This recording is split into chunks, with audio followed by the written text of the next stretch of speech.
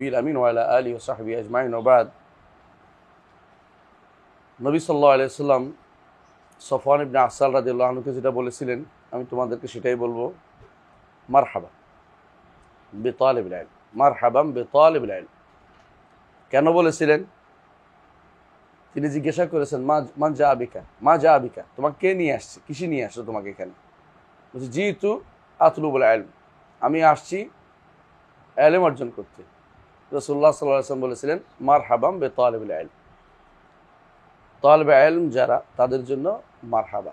মারহাবা মানে প্রশস্ত করে দিয়েছি অন্তরকে। রাহাবা শব্দের অর্থ হলো প্রশস্ত করা। যেমন রাহাবা ইউরাহিবু তারহিবান, রাহাবা শব্দের অর্থ কোনো কিছু প্রশস্ত করে দেয়া, সংকীর্ণকে বড় করে দেয়া। তো মনটাকে খুলে দিলাম তোমাদের জন্য, যদি তোমরা ইলম অর্জন করতে চাও।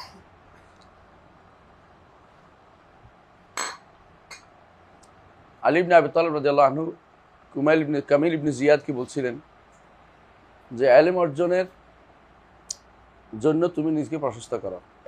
ইলম দিতে চাই, নিতে চায় নাকি? ইলমের সমস্যা হচ্ছে ইলম যদি অর্জন করো তোমার লাভ হবে, কিন্তু ইলম অর্জন করার মধ্যে সমস্যা হচ্ছে কষ্টকর জিনিস। আর ইলমের বিষয়টা আর একটু গভীরে বলি আমি, সেটা হচ্ছে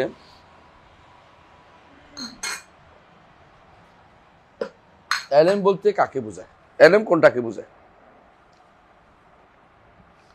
ইলম শুধু সেই বিদ্যাকে বুঝে ইলম বলা হয় যেটা আমরা ইলম, যেটা আরবিতে যেটার ফজিলত বর্ণিত হয়েছে। যত ফজিলত বর্ণিত হয়েছে, যত কোরআন এবং হাদিসে যতগুলি ফজিলত বর্ণিত হয়েছে সবগুলি দ্বীনি ইলমের জন্য। দ্বীনের ইলম, দ্বীনের ইলম এবং দ্বীনের ইলমের উৎস হচ্ছে কোরআন এবং সুন্নাহ। দ্বীনের ইলমের উৎস হচ্ছে কোরআন এবং সুন্নাহ। সুতরাং যেই ইলম কোরআন এবং সুন্নাহ থেকে আসবে না, সেই ইলমে কোনো ফজিলত নেই, কোনো ফজিলত নেই। যদি এমন হয় যে কোরআন এবং সুন্নাহর জন্য দরকার হয়, তাহলে সেটাও আছে ফজিলত।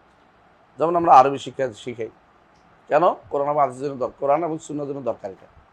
এটা হচ্ছে বলতে পারো আলা, যন্ত্র, বা এটার মাধ্যমে তোমার কোরআন হাদিস বুঝতে হবে, এটা নইলে বোঝা যায় না। ইবনে তাইমিয়া রাহমাতুল্লাহ আলাইহি এই জন্য বলতেন যে আরবি ভাষা জ্ঞান থাকা ফরজে আইন। এই হিসাবে মালা ইতিমুল ওয়াজিব ইল্লাহি ফাহুয়া ওয়াজিব, এই জন্য তিনি বলতেন আরবি ভাষা জানাটা ফরজে আইন। আসলে কিছু তো জানা ফরজে আইন, কোনো সন্দেহ নেই। যা না হলে সালাত হয় না, তা তো ফরজে আইন। যা না হলে ব্যক্তি কখনো কখনো ফরজে আইনে পতিত হয়। যারা যিনি ফিজিক্স পড়ছে, যে ফিজিক্স পড়ে আসছে, সেই সময় তার জন্য ফরজে আইন ছিল না, এখন তার জন্য ফরজে আইন হচ্ছে। এখন যেহেতু হাদিস পড়বে, তাহলে সময়ের কারণে কখনো কখনো কোনো কোনো ফরজে কিফায়া ফরজে আইন হয়ে যায়। ধরো কোন লোক মারা গেছে, তাকে জানাজা দেয়া সবার উপরে ফরজে কিফায়া, কিন্তু যারা সেখানে উপস্থিত আছে তাদের জন্য ফরজে আইন, তাদের জন্য ফরজে আইন।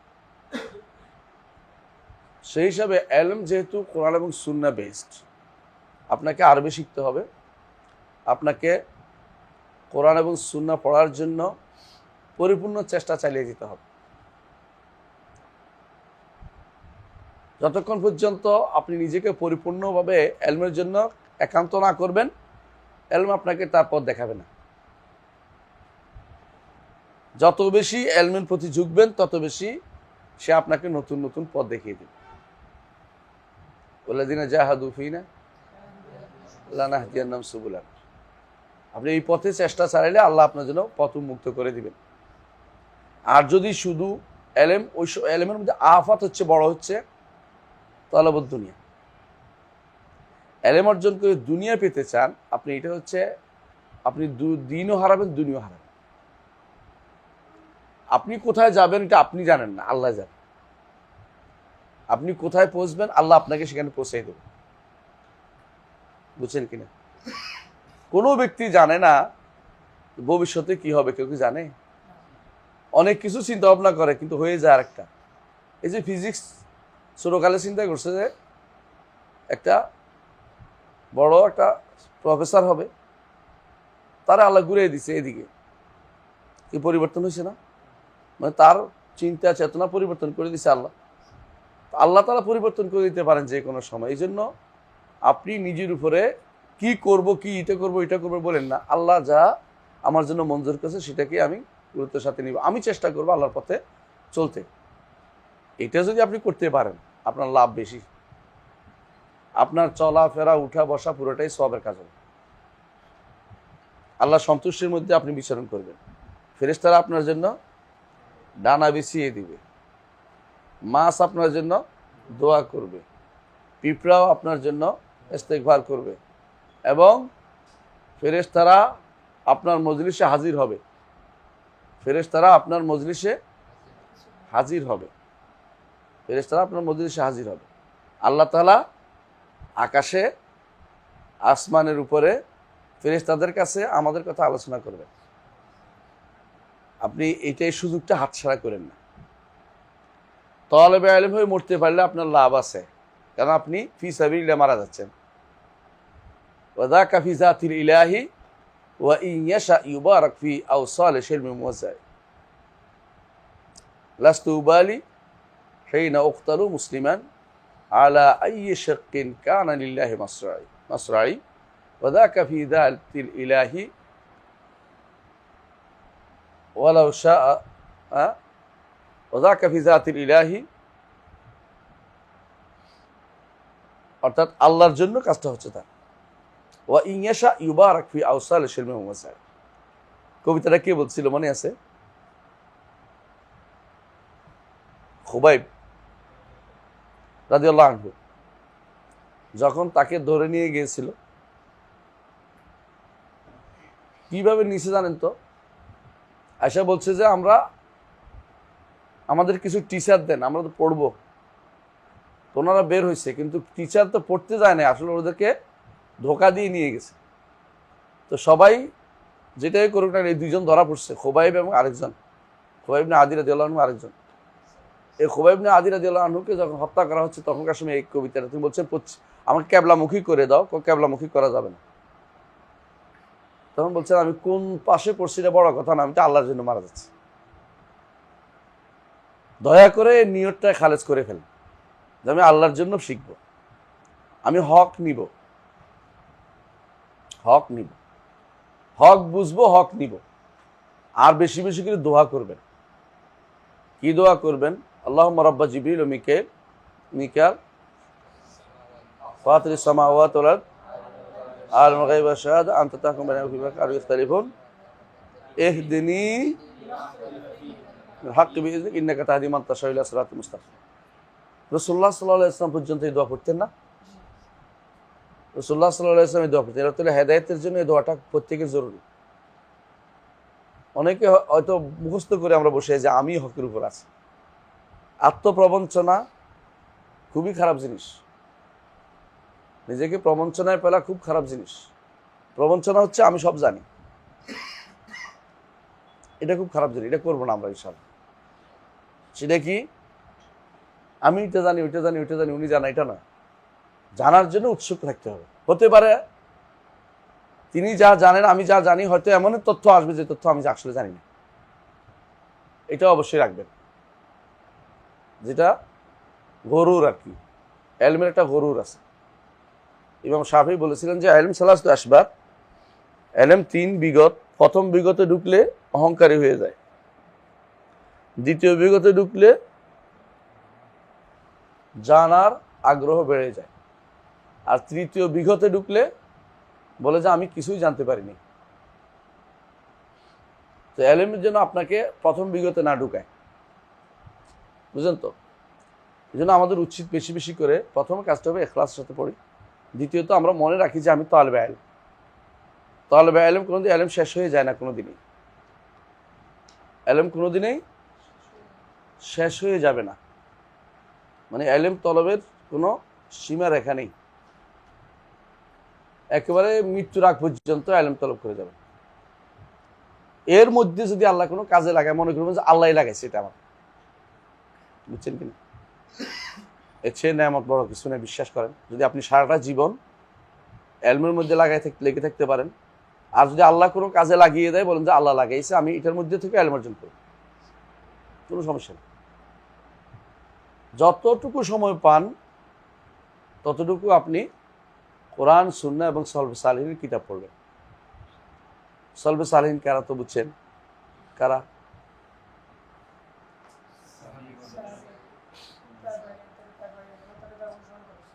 সুন্দর। সাহাবা, তাবেইন, আতবা তাবেইন, আইম্মাতুল মাতবুঈন, ফুকাহা, মুহাদ্দিসিন, মুফাসসিরিন, মুহাদ্দিসিন যারা আছে সবাই এর অন্তর্ভুক্ত।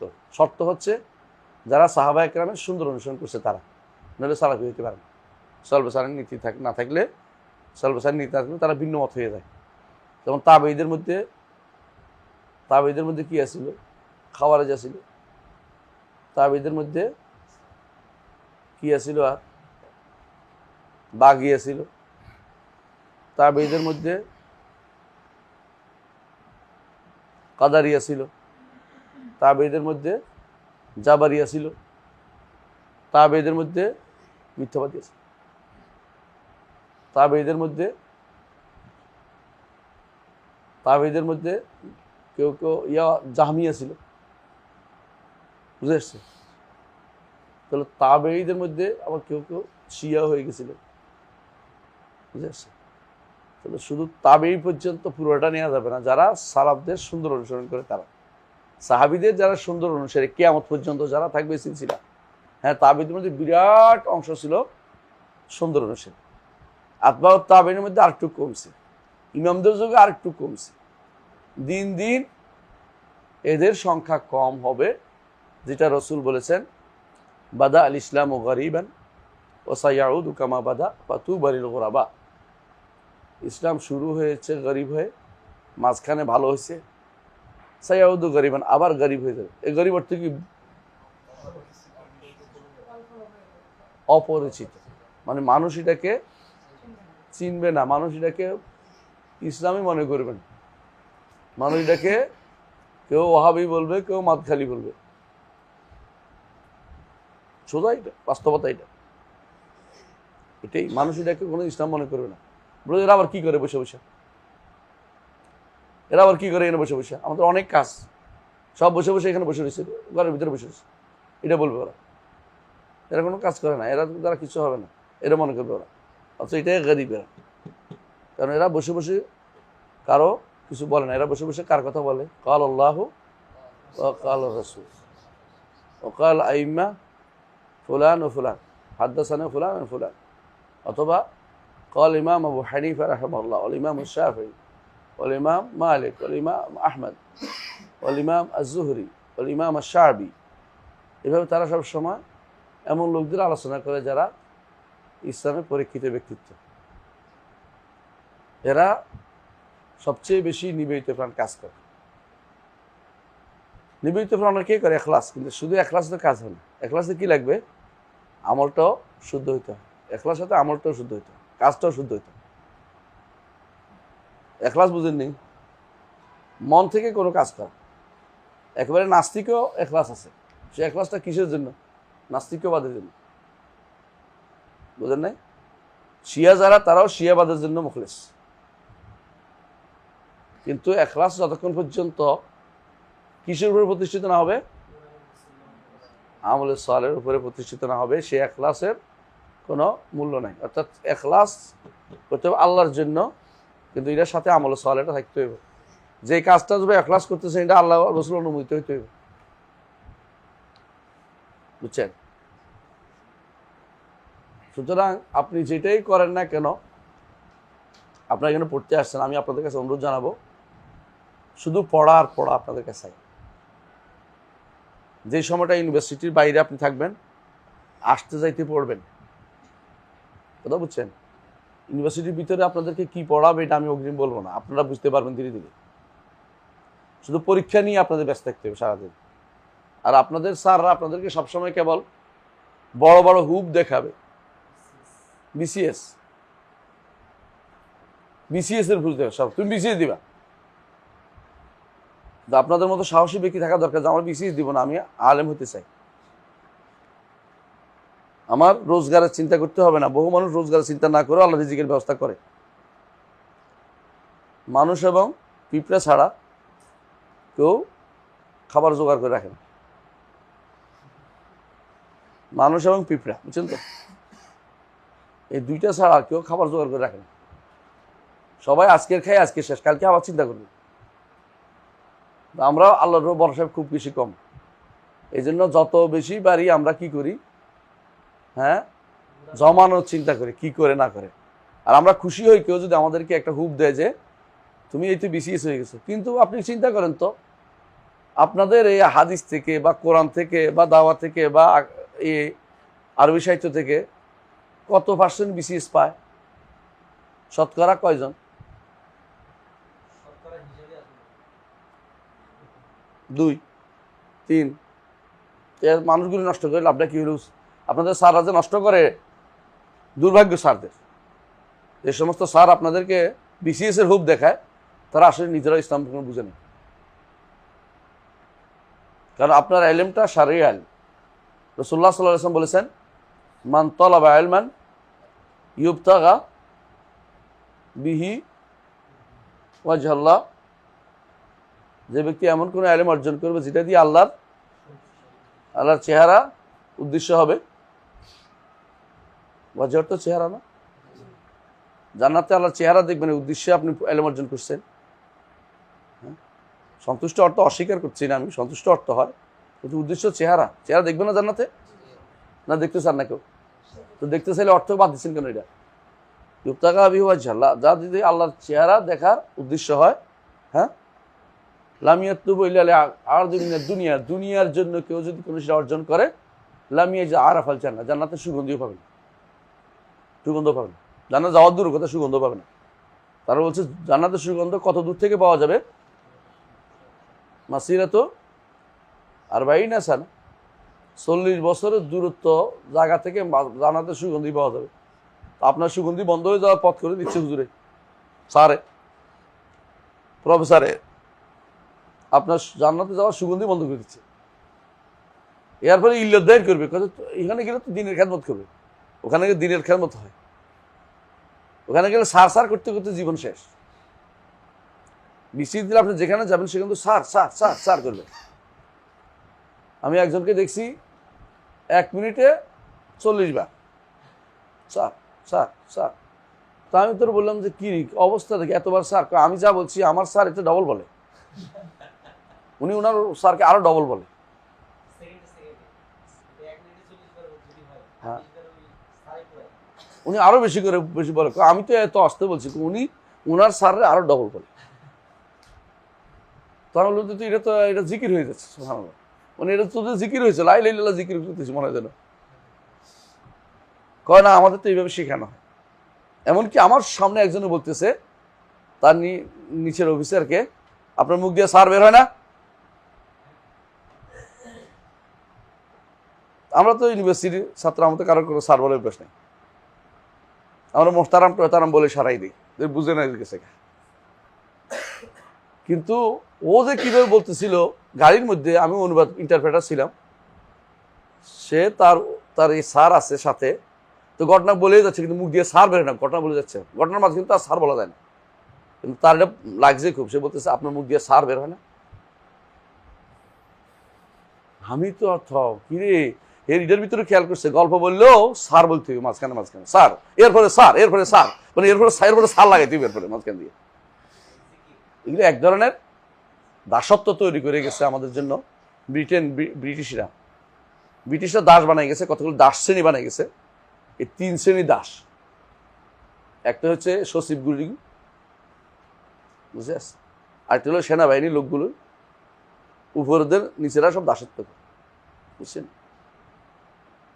আর হলো সামন্তবাদীরা, তাদের অধীনস্থদের। আলহামদুলিল্লাহ বাংলাদেশ সামন্তবাদ নাই, বেঁচে গেছে। অন্য দেশে এরা তো দাসত্বই করে বেশিরভাগ, সারাদিন কাজ করে, বিকেলে শুধু খাবারটা নিয়ে যায়।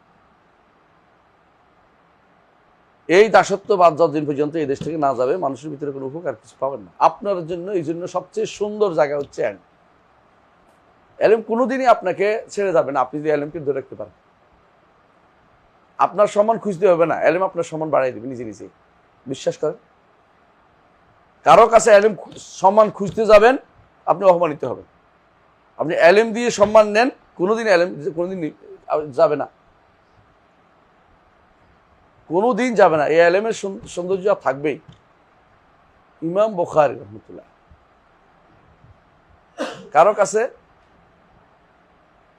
কারো কাছে সম্মানের জন্য যায় নাই, তার সম্মান কালে কালে আছে।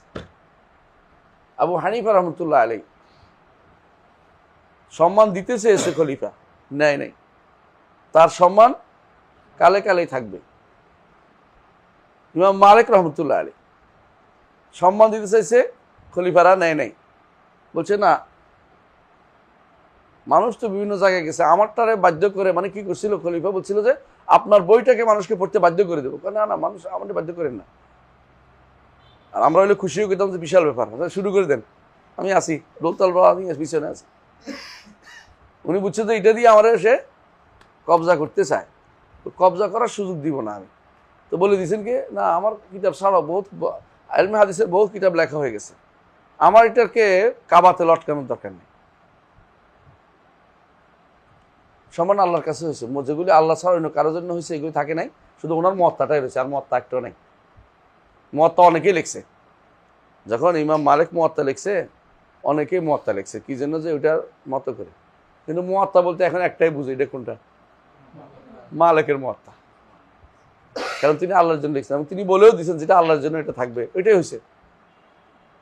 মালিকের এটার অনেক কফি হয়েছে, মালিকের অনেক ছাত্র এটা বিভিন্ন নামে হয়েছে, কিন্তু মুয়াত্তা মালিকেরটাই হয়েছে, আর কোনো মুয়াত্তা এখন নেই। কারণ যেটা ইখলাসের সাথে আপনি করতে পারেন, আল্লাহ অবশ্যই আপনি মূল্যায়ন করবে। মরে গেলেও আল্লাহ মূল্যায়ন হবে, আল্লাহ ইনশাল্লাহ অবশ্যই মূল্যায়ন করবে। আর মূল্যায়ন দুনিয়াতে না হোক, আল্লাহর কাছে মূল্যায়ন হবে। দুনিয়াতে মূল্যায়ন চাওয়াটাও একটা দোষের জিনিস, মূল্যায়ন চাওয়ার দরকার নেই। মূল্যায়ন চাইলে সমস্যা কি, মূল্যায়ন না করলে আপনার মনে কষ্ট আসতে পারে। আর মূল্যায়ন যদি না চান তাহলে সুবিধা আছে, আমি আগেও চাই নাই, কষ্ট হবার দরকার নেই, আমার ব্যথা নাই, বুঝলেন। কারো বাড়িতে বেড়াইতে গেছেন, মুরগি জবের আশা বসে আছিল, মুরগি জবে করে নাই। আরবরা হলো ছাগল জবে করে নাই, আরবরা ছাগল জবে না করলে মেহমানদারি করা হয় না। এবং আমার কাছে একজনের মুরগি নিয়ে এসে খুব কায় মানবিক পড়ে রয়েছে, কি জন্য, ছাগল খুঁজে পাইনি। তো আমি তো ছাগল কেন, আমি তো মোরগ খাই, তো এটা খুশি হয়ে গেছে, আমি খাই, মুরগি খাই, বুঝছেন তো। আমি যদি ছাগলে আশা বসে দেখতাম তো মনে কষ্ট আসতো, ছাগল জবে করলো না বেটা আমাদের, বুঝলেন না। কারো কাছে আশা না করে একমাত্র আল্লাহর কাছে আশা করেন, দেখুন অনেক ভালো কিছু পাবেন জীবনে, বলে দেখলাম। এটা পরীক্ষিত সত্য, যে ব্যক্তি মানুষের কাছে আশা করে থাকে সে ব্যক্তি আর আশা পূর্ণ হয় না কোনদিন। আল্লাহর কাছে আশা করবেন, আল্লাহর কাছে ইখলাসের সাথে কাজ করবেন, ইনশাআল্লাহ কাজে লাগবে। আমরা আপনারা যেখানে ভর্তি হয়েছেন আমার এখানে, আমি সবাইকে আবারও স্বাগত জানাচ্ছি। আলহামদুলিল্লাহ, আমরা আকীদা পড়ব, ফিকহ পড়ব, উসুল পড়ব। সবচেয়ে বেশি এমফেসাইজ দিব কিসের উপরে, আকীদার উপরে। ফিকহ পড়বো আমরা, যারা দ্বিতীয় আয়াতে পড়বেন ইনশাআল্লাহ তারা ফিকহ পড়বেন। এখন ওরা পড়তেছে, তাই না, ফিকহ পড়তেছে ওনারা, ফিকহ ও উসুল পড়তেছে। আমি চেষ্টা করবো সময় পাইলে পড়াইতে, তো আমি এখন সময় পাইতেছি না, কিছুদিন হলো। 2 দিন এখানে পড়াবো আমার ইচ্ছা আছে ইনশাআল্লাহ। মঙ্গলবার না, সোমবার মঙ্গলবার, বুধবার তো রাতে থাকি না, সোমবার মঙ্গলবার যদি পড়াই, অথবা যদি আগে আসি পরে যাই, এটাও করতে পারি। দেখি আমি পরিবর্তন, ওখানে আবার আছে, এই আমাদের রুটিন আছে, তো রুটিন অনুসারে পদ্ধতি 2 দিন থাকার চেষ্টা করবো, কারণ দরকার, আপনাদের বেশি দরকার, যেহেতু আকীদার বিভাগ। ওখানে শুধু তো আকীদা পড়াই, এমনি আমভাবে পড়াই, আর এখানে তো আকীদা স্পেশালি বিশেষভাবে পড়াতে হবে। তো আমরা ইমাম আবু হানিফা রাহমাতুল্লাহ আলাইহি কিতাবটা দিয়ে শুরু করতে চাই। ইমাম আবু হানিফা রাহমাতুল্লাহ আলাইহি কিতাব দিয়ে শুরু করার কারণটা কি, 2টা কারণ। 1 নম্বর হচ্ছে, আবু হানিফা রাহমাতুল্লাহ আলাইহির উপরে একটা জুলুম হয়েছে। এই জুলুমটা 2 কারণে হয়েছে। কারণটা বুঝে নেন। আপনারা যারা সালাফি আছেন তাদেরও জানা দরকার। আবু হানিফা রাহমাতুল্লাহ আলাইহি মাজলুম মিন কাবালে আতবাইহি ও মিন কিবালে আনসারি, দুদিক থেকে মাজলুম। তার অনুসারীরা যেমন তার উপর জুলুম করছে, তার তার বিপরীত পক্ষে যারা আছে তারাও তার উপর জুলুম করছে। দুদিক থেকে তিনি মাজলুম। অনুসারীরা তারে জাহামি বানিয়ে ফেলছে, আর অনুসারীরা আর তার বিরোধীরা যারা তার বিপক্ষ আছে, বিপক্ষ কিছু থাকেই সবসময়, তারা তাকে অনুসারী দিয়ে বিচার করে তাকে তারাও তাকে জাহামি বানিয়ে ফেলছে। কথা কি বুঝতে পারছি? আপনি দেখবেন এটা একেবারে বাস্তব কথা। এটা এই জন্য দেখবেন সুন্নার কিতাবগুলোতে, যেমন আসুন্নাল আব্দুল্লাহ ইবনে আহমদ,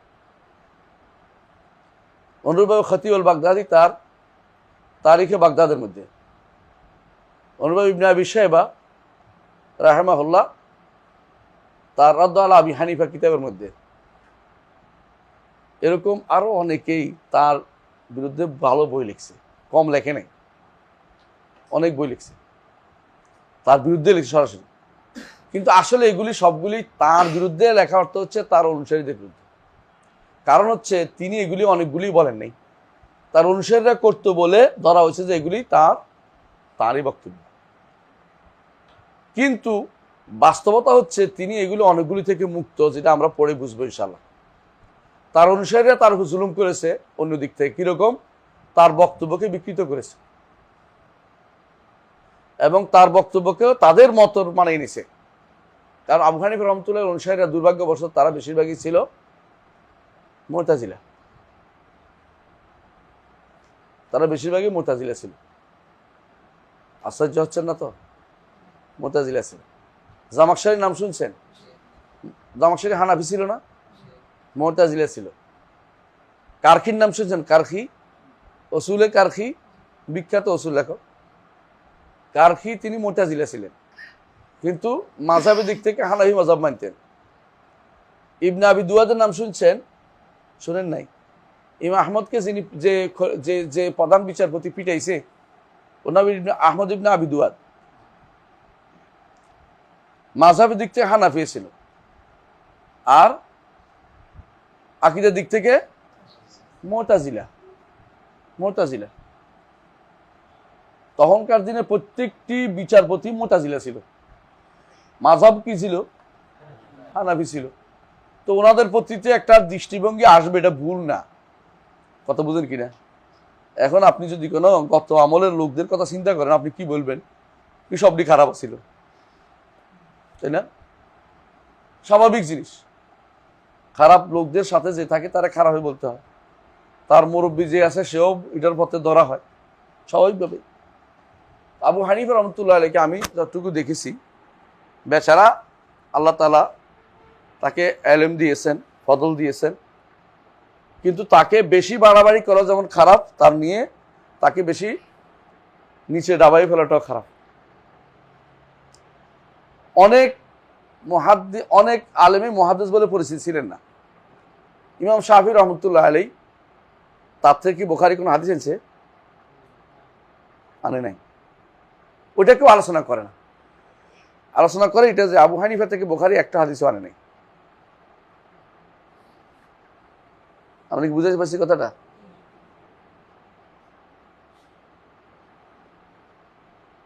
আপনি কি বুঝছেন কথাটা?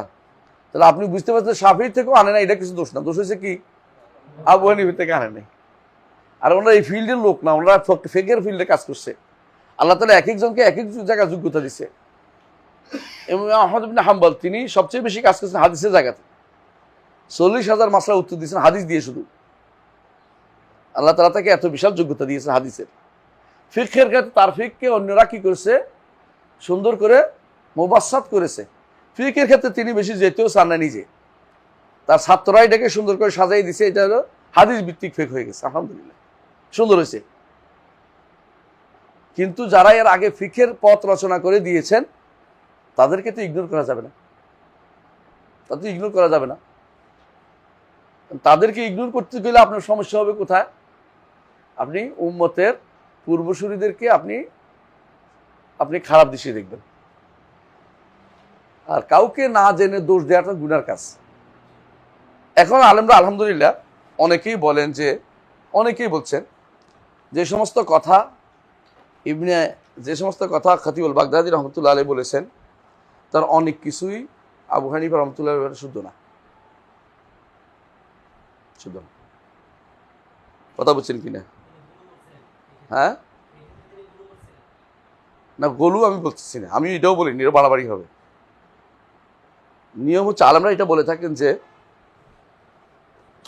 যেগুলি লিখছেন ইয়ার বিরুদ্ধে, আবু হানিফা রহমতুল্লাহর বিরুদ্ধে, তার মধ্যে অনেকগুলো আছে লা ইয়াসাহ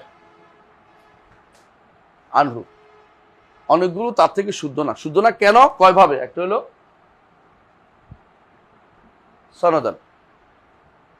সনদ দিক থেকে শুদ্ধ না, আরেকটা হলো ওয়াকিআন, ওই ঘটনা তখন শুরু হয়নি, ওনারা যে দিন দোষ দিচ্ছে ওই ঘটনা তখন ওনার মৃত্যু পর্যন্ত এটা আসে না, এই ঘটনা তখন শুরু হয়নি। আমি কি বুঝাইতে পারছি? কেউ যদি এখন বলে যে ইবনে তাইমিয়া তো ওয়াহাবি ছিলেন, তো মানুষ হাস্যকর হবে না? বুঝেন না কথাটা? ইবনে তাইমিয়া অষ্টম শতাব্দী চলে গেছে, আর শেখ হোসেন মহাজন আব্দুল ওয়াহাব গেছে 12 শতাব্দী, তাই না? তো আপনি উল্টা পাল্টা করলে তো হইব না। তো অনেক ঘটনা এরকম আছে যেগুলো দোষ দেওয়া হয় যে আবু হানিফা এটা ছিলেন, আবু হানিফা রহমতুল্লাহ আলাইহির সময় ঘটনা ঘটেই না, এটা আরো পরে ঘটছে ঘটনাগুলো। ধরছে কেন? তার ছাত্ররা এগুলি করেছে, ধরে নিয়েছে, এটা ছাত্র উস্তাদের কাছ থেকে শুনছে, ছাত্রগুলি, বুঝছেন কথাটা? তো এই জন্য কারকি যেমন, ঠিক আরেকজন আছে ঈসা ইবনে আবান, তিনিও মুতাজিলা ফেরকার লোক ছিলেন, ইনিও ওনার ঈসা ইবনে আবান থেকে দুনিয়া বর্ণিত হয়েছে, কারকি থেকে বর্ণিত হয়েছে। জাসসাস, তিনিও মুতাজিলাদের প্রভাবিত ছিলেন, অনেক মাসলা অস্বীকার করেছেন জাসসাসে। তো এখন যেহেতু হানাফি মাযহাবের ইমামদের বক্তব্যের মধ্যে এই জাতীয় জিনিস পাওয়া যায়, তো এটা উপর পর্যন্ত চলে গেছে, ইমাম পর্যন্ত চলে গেছে, এটা একটা দোষ দেওয়া যাবে না। তারা মনে করছে এটা এইভাবে আসছে, আর তাদের মধ্যে বর্ণনাকারী যারা শুদ্ধ বর্ণনা করেন নাই, বুঝে আসছে কথাটা? আর কিছু আছে বাস্তবে ঘটনা ঘটে নাই, আর কিছু আছে সাহানু শুদ্ধ আছে। তো শুদ্ধ হইলে কি, যেগুলি তার থেকে শুদ্ধ আছে এগুলি দেখা যায় ফিকার মাসলা, এগুলি বেশিরভাগ ফিকার মাসলা। যেমন ইনি এটা বলছে, আবু হানিফা এটা বলছে, হাদিসে এটা আছে, আর যেই মাসলা তিনি বলেছে ওই মাসলা একটা ফিকার মাসলা। এটার মধ্যে তার কি ওজর থাকতে পারে? এক নম্বর, ইবনে তাইমিয়া রহমতুল্লাহ আলাইহি বলেছেন ওজর হলো যে লাম ইয়াবলুগহু, তার কাছে হাদিসটা পৌঁছেনি, এই জন্য তিনটা বলেছেন। 2 নম্বর হইল বালাগা ওয়ালাকিন বিরওয়ায়াতিন দাঈফা, তার কাছে পৌঁছছে তবে দুর্বল সনদে পৌঁছে, তিনটা নেয় নাই। 3 নম্বর, তার কাছে পৌঁছছে, তিনি মনে করেছেন এটার অর্থ এটা নয়, এটার অর্থ এটা নয়, আপনি যেটা বলছেন এই উদ্দেশ্য না, এটা তিনি মনে করে বসছেন। 4 নম্বর, তার কাছে পৌঁছছে, তিনি মনে করেছেন এর চেয়ে শক্তিশালী হাদিস আমার কাছে আছে। 4 নম্বর, ইবনে তাইমিয়া রহমতুল্লাহ এই জন্য কেন এইকে সাহা হওয়ার পরেও নেন নাই, এর উপর একটা বই লিখছে, নামটা কি? রাফউল মালাম আনিল আইম্মাতিল আ'লাম, রাফউল মালাম আনিল আইম্মাতিল আ'লাম, বইয়ের নাম হচ্ছে এটা।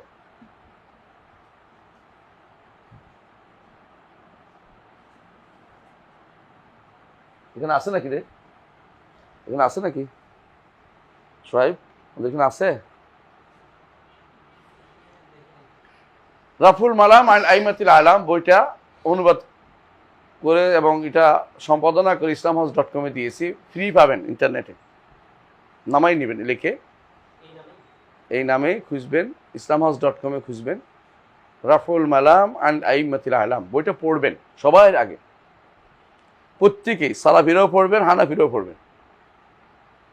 সালাফি হয়ে মনে করেন না যে আমি সব কিছু পারি, আমার সব ঠিক, এটা না, আপনাদের সমস্যা আরো বড় মারাত্মক সমস্যা, এটা বলবো না। হানাফিদের সমস্যা হচ্ছে সহিহ আকীদার কোনো কিছু পায় নাই, আর আপনাদের সমস্যা হচ্ছে আপনারা শিখতে চান না। মনে করেন আমি যেটা শিখছি এটাই শুদ্ধ, আর পৃথিবীতে আর শুদ্ধ কিছু নেই। আপনার সব ভুল, আমরা ভুল করলে মানলে আপনার রেগে যান, ঠিক না? রাগ করেন না। হ্যাঁ, সালাফিরা হানাফিরা পায় নাই বলে বলে না, শুদ্ধ পাইলে আলহামদুলিল্লাহ ওরা অনেক ভালো কাজ করতো। আপনাদের ভালো দিকেও আছে, আপনারা শিরিক করেন না, এটা বুঝতাম ভালো জিনিস, কিন্তু ভুল করেন যে এটা শুদ্ধ করতে চান না জীবনে। আপনাদের হাতের যে গাছ চলে যাবে, পৃথিবীতে সূর্য হয়ে যাবে, আপনাদের কিছু হয় না, এটা মিথ্যা কথা বলতে পারে কেউ? হাতের মধ্যে গাছ উঠবে তো আমার কথা ভুল হয়ে গেলে এটা হয়তো বলতে পারে কেউ? এত বাড়াবাড়ি করা ঠিক না। যেখানে ইমামরাই বলতেন এটা আমি বলেছি ভুল হইলে, হ্যাঁ ভুল হইলে দেয়ালে চুলি মারো, সেখানে আপনি বলছেন আপনার ভুল হয় না। এটা এত বড় দাবি করা ভালো না, বাগাড়ম্বর করা ভালো নয়। আপনার ভুল হয় প্রমাণিত সত্য। আপনার বইয়ের মধ্যে এমন এমন শব্দ আছে যেগুলো আকীদাগতভাবে সমস্যা আছে। আপনি এমন এমন ব্যাখ্যা করছেন যেগুলো কুফরি আকীদার চলে আসে এগুলোর ভিতরে। হ্যাঁ, আপনি কবর পূজার শিরিক করেন না, পীরগুরিতে শিরিক করেন না, এটা আমি বিশ্বাস করি, ভালো কথা, এটা আলহামদুলিল্লাহ আপনাদের প্রাপ্য জিনিস। কিন্তু আপনাকে শিখতে হবে যে শুদ্ধ কোনটা। শিখতে পারলে আপনি বুঝতে পারবেন যে ভুল আসলে আছে। একটা দুইটা না, অনেক মাসালা আছে। এই বইটা সবাই আগে পড়বেন, আমি শুনবো, এই বইটা সবাই পড়বেন। তোমরা নেট থেকে বের করে দিতে পারবে না? বের করে দিবে, তাই না? বের করে দাও, অথবা তাদেরকে পিডিএফ দিয়ে দাও। রাফুল মালাম আনিল আইমাতিল আলাম, এটা টিকাগুলি আমার সবগুলি, টিকাগুলি বোঝার জন্য লাগাইছি, টিকাটা বোঝার জন্য লাগাইছি, উদাহরণ দিয়ে দিয়ে টিকা দিছি। এই বইটা পড়বে তো বুঝতে পারবেন কি জন্য উনি বিরোধিতা করেছেন। এত বেশি আক্রমণের শিকার হওয়া জরুরি না। আপনার বিপক্ষ মতকে আক্রমণ করবেন, এটা হয় না কেন? আপনার বিপক্ষ মতে আক্রমণ করা জিনিস না, এটা শিখায় নেই আমাদের ইসলাম। কখন? যখন মতভেদের সুযোগ থাকে, সেখানে বিপক্ষ মত আক্রমণ করতে হয় না।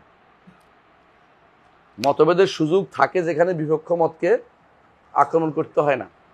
ইসলাম মাসাইলের মধ্যে কয়েকটা মতকে অনুমোদন করে। মাসাইল বুঝেন? একামত কয়বার করে দেয়া যায়? একবার, দুইবার দেয়া যায় না? যে যারা একবার দেয় তাদের দুইবার, যারা শুদ্ধ না বলবেন, এটাই হচ্ছে ভুল।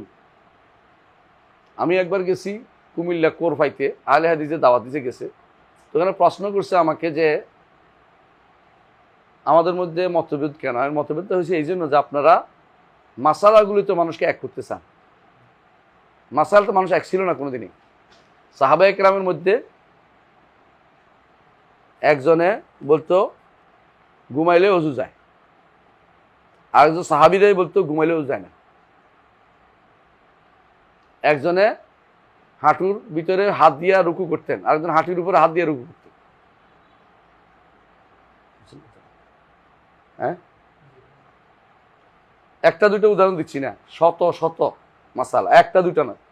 একটা বই আছে মুজাম ফিকহ সালাফ, বইটা পড়বেন, মোহাম্মদ মুনতাসির কিত্তানি বই, মোহাম্মদ মুনতাসির মুজাম ফিকহ সালাফ।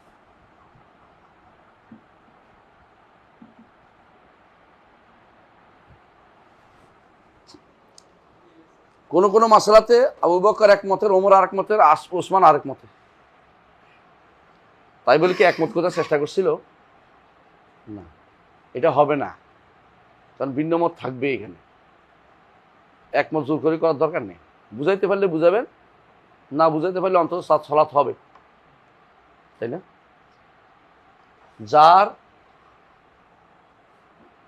যাদের নিকট অজুর ফরজ 4টা, যাদের নিকট অজুর ফরজ 7টা, আর যাদের নিকট অজুর ফরজ 9টা, যাদের নিকট 11টা। আপনি কি মনে করেন না এগুলি সবগুলি মত? তাহলে এখন যে ব্যক্তি বলে যে যেহেতু তার কাছে অজুর ফরজ 4টা, তার পিছনে নামাজ হবে না, সে তো ফরজ ত্যাগ করছে। আমার কাছে 2টা ফরজ, কি বলেন আপনার কাছে? এটা কি ঠিক আছে কথাটা? ঠিক আছে? ঠিক আছে কথাটা? ঠিক নাই? আসলে ঠিক নেই এটা কথাটা, মানে এটা হইতে পারে না। তার কাছে 4টা, এটারও কারণ আছে। আপনার কাছে 6টা, এটারও কারণ আছে। আমার কাছে 7টা, এটারও কারণ আছে। আরেকজনের কাছে 8টা 9টা, এটারও কারণ আছে। আরেকজনের কাছে 11টা, এটারও কারণ আছে। আপনি তারা বুঝাইবেন এই জায়গাতে তার ইজতিহাদের সুযোগ আছে।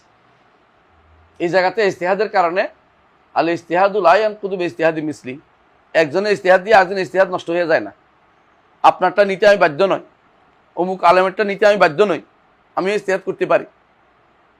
আপনি তো এটাই বলেন, এক আলেমেরটা নেওয়া যাবে না বলেন না আপনারা, তাকলিদ করা যাবে না, তো আমি ইজতিহাদ করছি, আপনি আমার বিরুদ্ধে লাগেন কেন? মাসালা বুঝেন তো? মাসাইলের ক্ষেত্রে কখনো কঠোর হওয়া যায় না। আপনাকে আকায়েদের মধ্যে কঠোর হতে হবে। আপনি আকায়েদের মধ্যে ছাড় দিয়ে বসে আছেন। আপনার বন্ধু বান্ধব যদি কোনো আপনি আবনার আর আবরারে বানান, এরপর আপনি কথা বলার অধিকার রাখেন না। বুঝেন না কথাটা? আকীদা বিভ্রান্তি নিয়ে এসে আপনি যদি কোনো এরপরে মাসাইলের মধ্যে ঝগড়া করতে যান, তো আপনার মতো বেকুব আর দুনিয়া তার কেউ নেই। বেওকুফ, আপনি কিছু জানেন না ইসলাম সম্পর্কে। আকীদা তো 3টা হইতে পারে না, আগে শুদ্ধ একটাই হবে। আবু হানিফা রহমতুল্লাহ আলাইহি এই মাসাইলগুলোতে আমি তো বলছিলাম যেগুলি সাহাহ, তার অধিকাংশ হচ্ছে মাসাইল। শুধুমাত্র হাতে গোনা কয়েকটা মাসালাতে, আকীদার কয়েকটা মাসালা তার সমস্যা আছে। এই সমস্যাগুলি তার থেকে শুদ্ধ কিনা এটাও মাসাইল বিষয়, কারণ তিনি কোনো বই লেখেন নাই। এই বইটা হলো মনসুব, তার দিকে সম্পৃক্ত। যদি লেখিয়ে থাকেন আলহামদুলিল্লাহ, কিন্তু এটার ভিতরে যা লেখছে সব যে আবু হানিফা রহমতুল্লাহর বক্তব্য, আমরা যখন পড়বো দেখাবো যে এটার সাথে আগের কথার সাথে পরের কথা কি আছে, কন্ট্রাডিক্টরি আছে। যারা কি করছে পড়ছে, তারা যখন দেখছে যে এই কথা তো তার আকীদার বিরুদ্ধে চলে যায়, মুরতাজিলা আকীদা অথবা মুরজিয়া আকীদা, তখন সে তাড়াতাড়ি করে ইল্লা দিয়া ঘুরে ফেলছে এটারে। এই জন্য দেখবেন অনেক মাসাইলের মধ্যে দেখবেন যে আগের কথা পরের কথার সাথে কন্ট্রাডিক্টরি আছে। আগের কথাটাই শুদ্ধ, পরেরটা দেখবেন সে উল্টাপাল্টা করছে। দেখবেন অধিকাংশ আগের কথাটা শুদ্ধ, কেন? আগেটা তো ছিল, পরেরটা তো বাড়াইছে। পরে লিখছে, আগে ওটা হইতে পারে না, এই জন্য দেখবেন পরেরটাই নষ্ট হয়েছে বেশি। আগেটা ঠিক আছে, পরেরটা নষ্ট করছে। তাহলে আমাদেরকে যে জিনিসটা আমাদের সবচেয়ে বেশি দরকার, এটা হচ্ছে ইমামদের ব্যাপারে সম্মান বজায় রাখতে হবে। আবু হানিফা হোক, মালিক হোক, শাফিঈ হোক, আহমদ হোক, মুহাদ্দিসিনদের ব্যাপারে সম্মান বজায় রাখতে হবে। ভুল করলে ভুলের জায়গাটা দেখতে হবে, কতটুকু ভুল, কোন জায়গায় ভুল। আবু হানিফা রহমতুল্লাহ আলাইহি যে জায়গায় ভুলের কথা বলা হয় একটা জায়গায়, সেটা হচ্ছে তিনি আমলকে ইমানের অন্তর্ভুক্ত বলেন নাই। কথা বুঝতে পারছেন? এটা মারাত্মক ভুল। এই একটা ভুলের কারণে আরো 10টা ভুল তৈরি হয়েছে এখানে। কিরকম? যেহেতু আমলটা ইমান অন্তর্ভুক্ত না, সেহেতু কিন্তু আমল না করলে ইমান থেকে যায়। বুঝছেন তো? তো আমল যেহেতু ইমান অন্তর্ভুক্ত না, তাহলে ইমান বাড়ে না কমে না। আমল যেহেতু ইমানের অন্তর্ভুক্ত না, সেহেতু ইমানের মধ্যে ইনশাআল্লাহ বলা যায় না। কথা বুঝছেন তো? ভুলগুলি সব একটা জায়গা থেকে হয়েছে। কোনটা? এটা আমল কি ইমানের অন্তর্ভুক্ত কিনা, একটা থেকে তৈরি হয়েছে। কিন্তু তাই বলে তাকে পরবর্তী আশারি মাতুরিদের দলে ঢুকাবেন, এটা কিন্তু ঠিক না। কারণ আশারি মাতুরিদের নিকট আমল নয়, শুধু মুখের কথাটাও ইমান অন্তর্ভুক্ত না। তাদের নিকট ইমান হচ্ছে শুধু বিশ্বাসের না। এটা ইমাম আবু হানিফা রহমতুল্লাহ বলেন নাই, এটা তার দিকে মিথ্যাচার করা হয়েছে। ইমাম আবু হানিফা রহমতুল্লাহ আলাইহি তার বক্তব্য ছিল এটা যে ইমান, তাসদিক ওয়া কাউল। কাউল তো একটা আমল। তো তিনি যেটা বলতে চাচ্ছেন, সব আমল চলে গেলে ইমান থেকে যায়, এটা তার বক্তব্য ছিল। এই জন্য তারা মুরজিয়াতুল ফুকাহা বলে। কিন্তু আমলকে তিনি শর্ত বলছেন, রোকন বলেন না। আমরা রোকন বলি। এই পার্থক্য এখানেই। এবং এই পার্থক্যটা স্বাভাবিক পার্থক্য না, আসলে এটার মধ্যে একটা বড় ধরনের ক্ষতি আছে। তো ভুল হতেই পারে, কেউ তো মাসুম না, নবী সাল্লাল্লাহু আলাইহি ওয়াসাল্লাম ছাড়া। সাহাবায়ে কেরাম ভুল করেন নাই, গুনাহও করেন নাই। সাহাবায়ে কেরাম ভুল করেন নাই, করছে। তা আপনি আবু হানিফা রহমতুল্লাহ আলাইহি ভুল ঊর্ধ্বে মনে করার দরকারটা কি? বুঝেন না কথাটা? আপনি যার অনুসরণ করেন তিনি কোনদিন ভুল করেন না, তিনিও ভুল করেন। তো আপনি এই জন্য বলতেছি, আবু হানিফা রহমতুল্লাহ আলাইহির বইটা এই জন্য পড়বো আমরা, কি জন্য কেন পড়বো? কারণ আমরা দেখবো মুতাকাদ্দিমিনদের মধ্যে যদি ধরা হয়, যদি আকিদার গ্রন্থ যদি শুদ্ধ হয় বইটা, প্রথম আকিদার বই লিখছে আবু হানিফা রহমতুল্লাহ। কারণ উনি মারা গেছে 150। 150-এর আগে কোনোদিন কোনো আকিদার কিতাব লেখা হয়নি। এটা প্রথম কিতাব, যদিও এটা সনদের কিতাব না। মুহাদ্দিসিনরা মুসনাদ কিতাব লেখে। মুসনাদ কিতাব বুঝেন তো, সনদ সহকে হাদাসানি ফুলান ফুলান ফুলান কলা ফুলান। কিন্তু উনি এটা মুজাক্কারার মতো যদি করে থাকেন তাহলে এটা অসুবিধা কি? কিতাব তো দুই রকমের হয়, একটা হলো মতন, একটা হলো সনদ, তাই না? শুধু মুতুনটা লিখছেন, আপনি সনদটা দেখবেন। দুই রকমের কিতাবে লেখার নিয়ম আছে। আকিদার ক্ষেত্রেও দুই রকম লেখে, দুই রকম কিতাবে লেখা যায়, এখনো দুই রকম কিতাব আছে। তাহলে আমি যদি কোনো বলি যে এই কিতাবটা আবু হানিফা রহমতুল্লাহ শুদ্ধ, যদি বলি, তাহলে তিনি হবেন এই ফিল্ডের পাইওনিয়ার। আর ফিকহের ক্ষেত্রে ইমাম শাফিঈ কি বলছেন? আন্নাসু আয়ালুন ফিল ফিকহি আলা আবি হানিফা। এটা একদম সত্য ঘটনা তিনি বলছেন। এটা কেন বলছেন এটা? কারণ আল ফিকহু সুআলুন ওয়া জওয়াব। আল ফিকহু সুআলুন ওয়া জওয়াব। ফিকহ হচ্ছে প্রশ্ন উত্তর। ফিকহের কাম হলো প্রশ্ন উত্তর। এই উত্তর কি? এটার প্রশ্ন উত্তর। আবু হানিফা প্রশ্নের মধ্যে সেরা কাজ করে গেছে।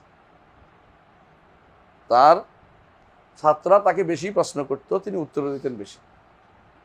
আর উত্তরের মধ্যে তিনি যদি 3 ভাগ 1 ভাগ ভুল করে থাকেন, 3 ভাগ 1 ভাগ শুদ্ধ আছে। ভুল করতেই পারেন, তাই বলে ইমামত তার নষ্ট হয়নি।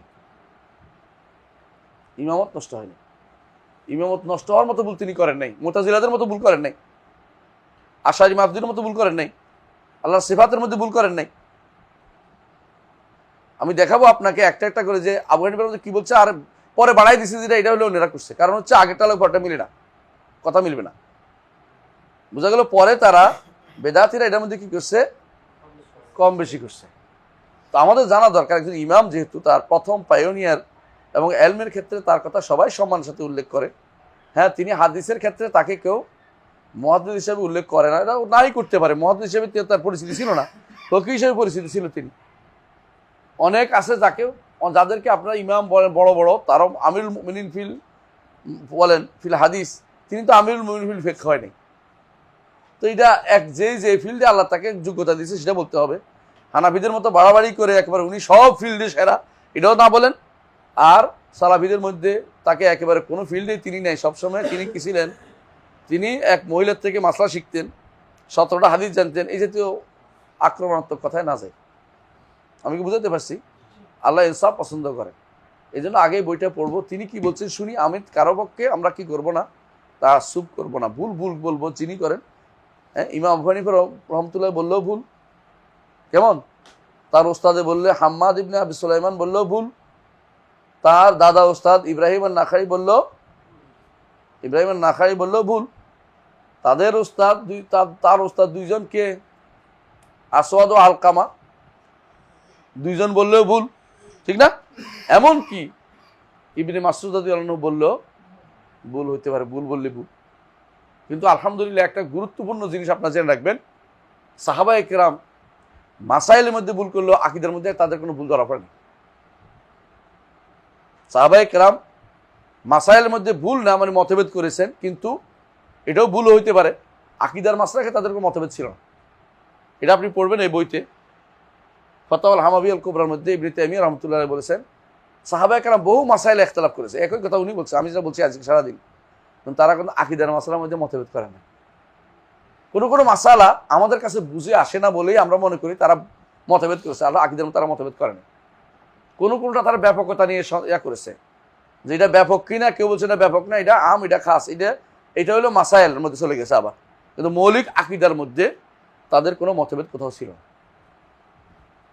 কোনো মতভেদ খুঁজে পাবেন না। মৌলিক আকীদার মধ্যে তাদের কোনো মতভেদ ছিল না।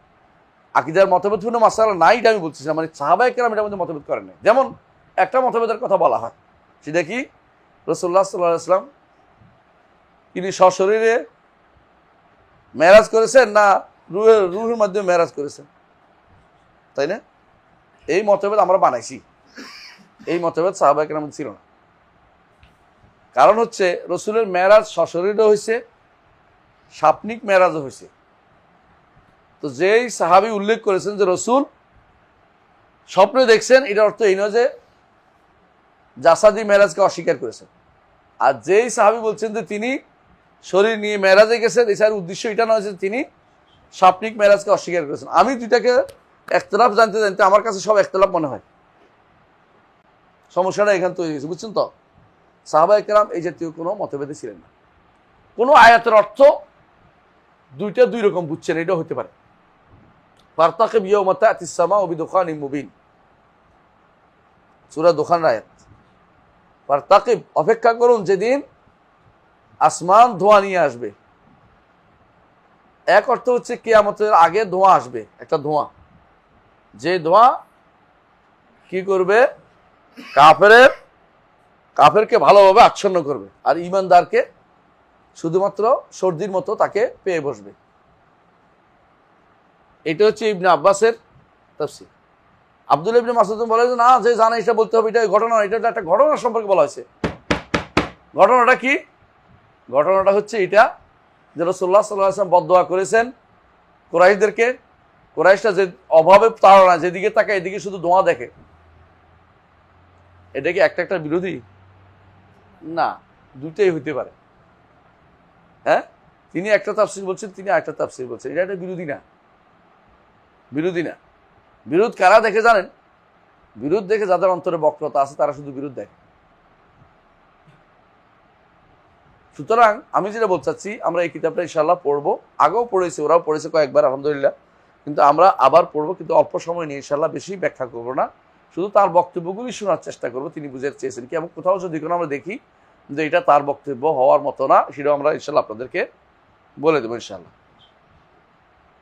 যেমন ধর আর জওহার নিয়ে আলোচনাটা এখানে পাবেন। আপনি শিওর থাকেন যে এটা আবু হানিফা রাহমাতুল্লাহর সময় আসেনি, বুঝছেন তো? যদি ফালসাফি কোনো কথা যদি থাকে, বুঝবেন তো আবু হানিফা রাহমাতুল্লাহ শুরু হয় না। এটা শুরু হয়েছে 150-এর পরে।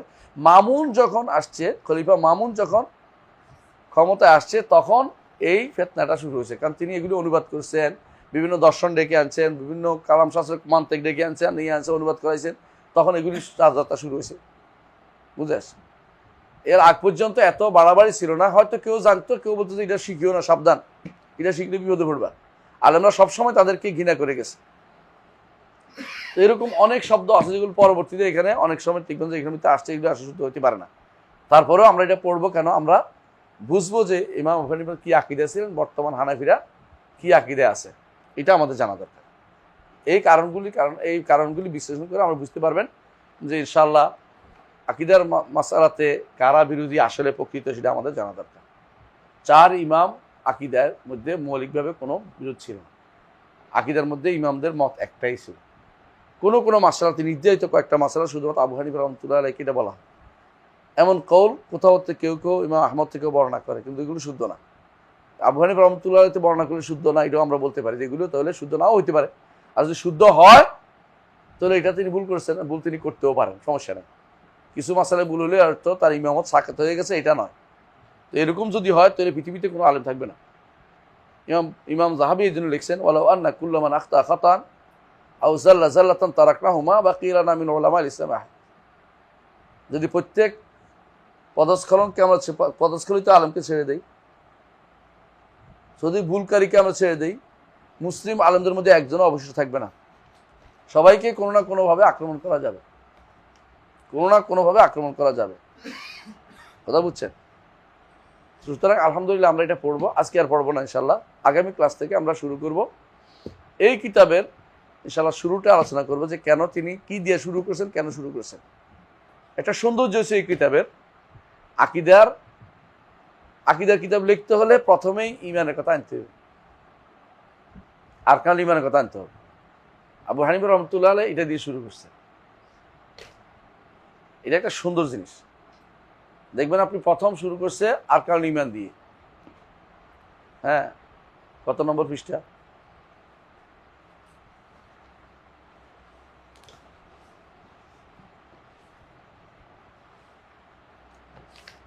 দেখুন, ধরেন 93 পৃষ্ঠা থেকে শুরু হয়েছে। 93 পৃষ্ঠা থেকে শুরু হয়েছে। দেখবেন প্রথম শুরু করেছে আমানতু বিল্লাহি ওয়া মালাইকাতিহি ওয়া কুতুবিহি ওয়া রুসুলিহি ওয়াল ইয়াউমিল আখির ওয়াল বা'সি বা'দাল মাউত ওয়াল ইয়াউমিল আখির ওয়াল বা'সি বা'দাল মাউত ওয়াল কদরি খাইরি ওয়া শাররি।